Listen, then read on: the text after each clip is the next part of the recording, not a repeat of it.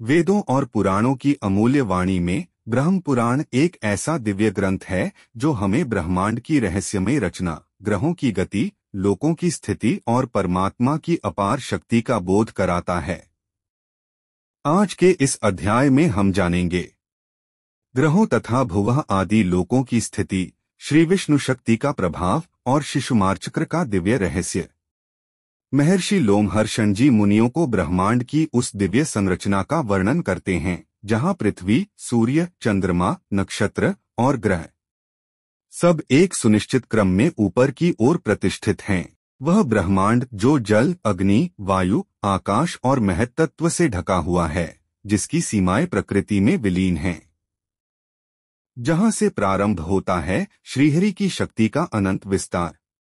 इस सृष्टि की प्रत्येक रचना, चाहे वह जल की बूंद हो या यज्ञ की अग्नि, सभी में प्रवाहित होती है विष्णु शक्ति। वही शक्ति संपूर्ण जगत का धारण करती है, उसे गति देती है और अंततः उसी में उसका लय होता है। आकाश में स्थित शिशुमार चक्र, वह अद्भुत तारामंडल जिसके हृदय में विराजमान है साक्षात भगवान नारायण, जो समस्त लोकों, देवताओं, असुरों और जीवों के आधार हैं। उनके बिना कुछ भी न स्थिर है, न गतिमान। तो आइए इस दिव्य अध्याय में प्रवेश करें, जहां विज्ञान और अध्यात्म एक हो जाते हैं और हमें दृष्टि मिलती है उस विराट रूप की जिसमें बंधे हैं ग्रह, तारे, लोक और स्वयं हम सब, श्रीहरि की अनंत महाशक्ति में।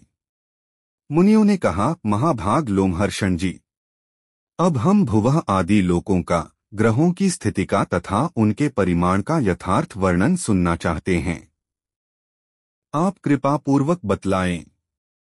लोमहर्षण जी बोले, सूर्य और चंद्रमा की किरणों से समुद्र, नदी और पर्वतों सहित जितने भाग में प्रकाश फैलता है, उतने भाग को पृथ्वी कहते हैं।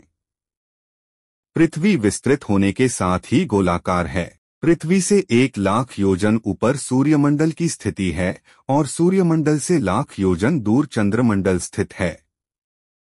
चंद्रमंडल से 1,00,000 योजन ऊपर संपूर्ण नक्षत्रमंडल प्रकाशित होता है। नक्षत्रमंडल से 2,00,000 योजन ऊंचे बुध की स्थिति है। बुध से 2,00,000 योजन ऊपर शुक्र स्थित हैं। शुक्र से 2,00,000 योजन मंगल तथा मंगल से 2,00,000 योजन ऊंचे देवगुरु बृहस्पति स्थित हैं। बृहस्पति से 2,00,000 योजन ऊपर शनैश्चर हैं और उनसे 1,00,000 योजन ऊंचे सप्तर्षि मंडल स्थित है। सप्तर्षियों से 1,00,000 योजन ऊपर ध्रुव हैं, जो समस्त ज्योतिर्मंडल के केंद्र हैं। ध्रुव से ऊपर महरलोक है, जहां एक कल्प तक जीवित रहने वाले महात्मा पुरुष निवास करते हैं। उसका विस्तार 1 करोड़ योजन है। उसके ऊपर जनलोक है, जिसका विस्तार 2 करोड़ योजन है। वहीं शुद्ध अंतःकरण वाले ब्रह्म कुमार सनंदन आदि महात्मा वास करते हैं। जनलोक से ऊपर उससे चौगुने विस्तार वाला तपोलोक स्थित है, जहां शरीर रहित वैराज आदि देवता रहते हैं। तपोलोक से ऊपर सत्यलोक प्रकाशित होता है, जो उससे 6 गुना बड़ा है। वहां सिद्ध आदि एवं मुनिजन निवास करते हैं। वह पुनर्जन्म एवं पुनर्मृत्यु का निवारण करने वाला लोक है।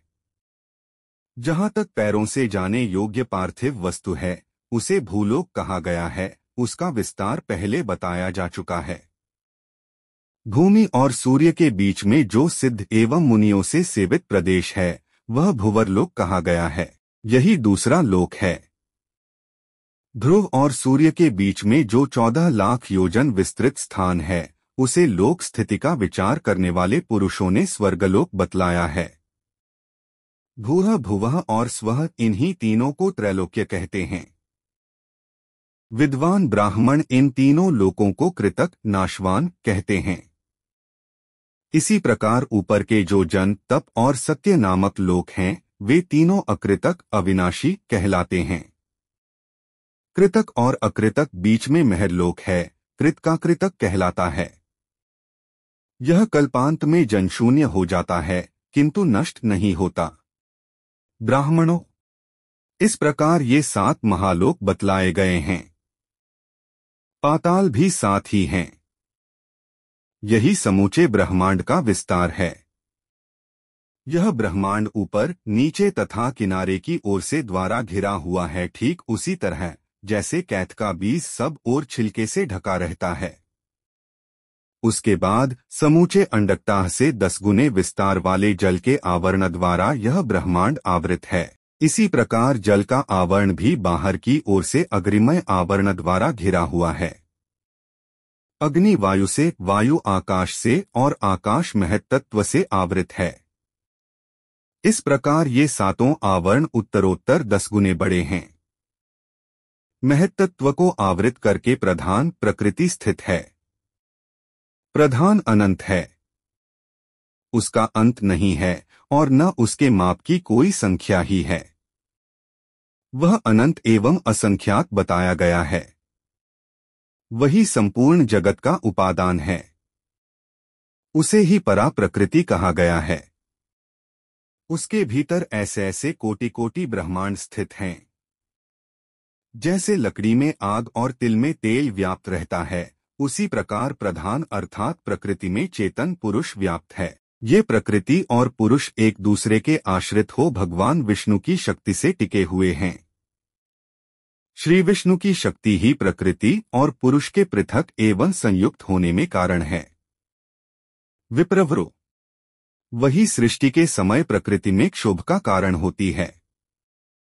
जैसे वायु जल के कणों से रहने वाली शीतलता को धारण करती है, उसी प्रकार भगवान विष्णु की शक्ति प्रकृति पुरुष रूप संपूर्ण जगत को धारण करती है। जैसे प्रथम बीज से मूल, तने और शाखा आदि सहित विशाल वृक्ष उत्पन्न होता है, फिर उस वृक्ष से अन्यान्य बीज प्रकट होते हैं और उन बीजों से भी पहले ही जैसे वृक्ष उत्पन्न होते रहते हैं, उसी प्रकार पहले अव्याकृत प्रकृति से महत्तत्व आदि उत्पन्न होते हैं, फिर उनसे देवता आदि प्रकट होते हैं, देवताओं से उनके पुत्र और उन पुत्रों के भी पुत्र होते रहते हैं।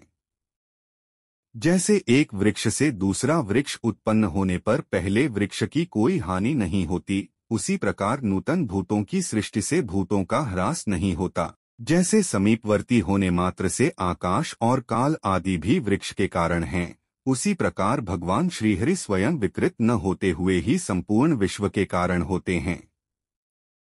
जैसे धान के बीज में जड़, नाल, पत्ते, अंकुर, कांड, कोप, फूल, दूध, चावल, भूसी और कंद सभी रहते हैं तथा अंकुरित होने के योग्य कारण सामग्री पाकर प्रकट हो जाते हैं, उसी प्रकार भिन्न भिन्न कर्मों में देव आदि सभी शरीर स्थित रहते हैं तथा कारणभूत श्री विष्णु शक्ति का सहारा पाकर प्रकट हो जाते हैं।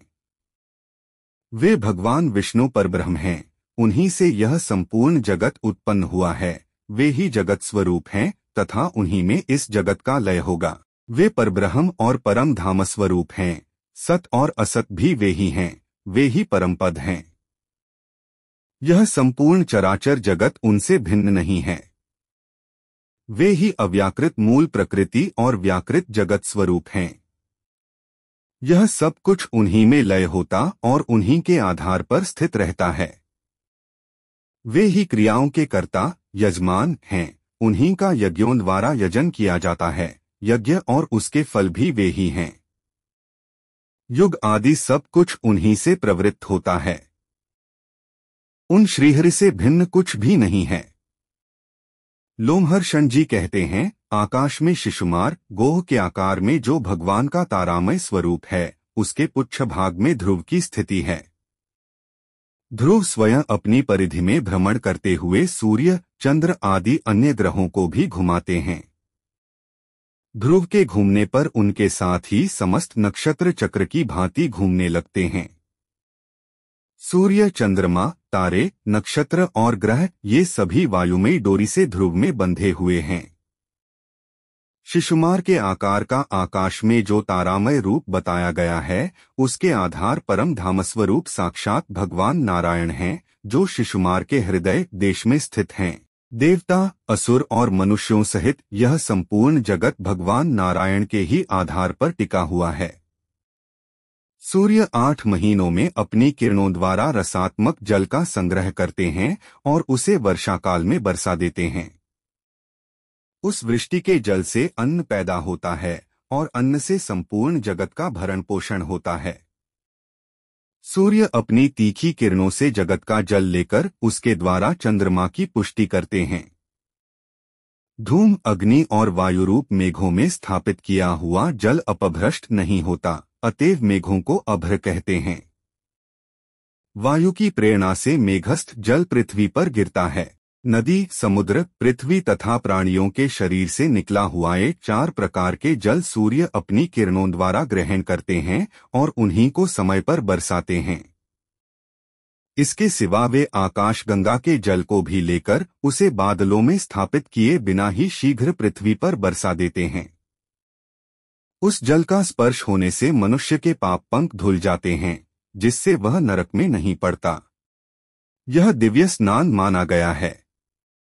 कृत्तिका आदि विषम नक्षत्रों में सूर्य के दिखाई देते हुए आकाश से जो जल गिरता है, उसे दिग्गजों द्वारा फेंका हुआ आकाशगंगा का जल समझना चाहिए। इसी प्रकार भरणी आदि सम संख्या वाले नक्षत्रों में सूर्य के दिखाई देते हुए आकाश से जो जल गिरता है, वह भी आकाशगंगा का ही जल है, जिसे सूर्य की किरणें तत्काल ले आकर बरसाती हैं।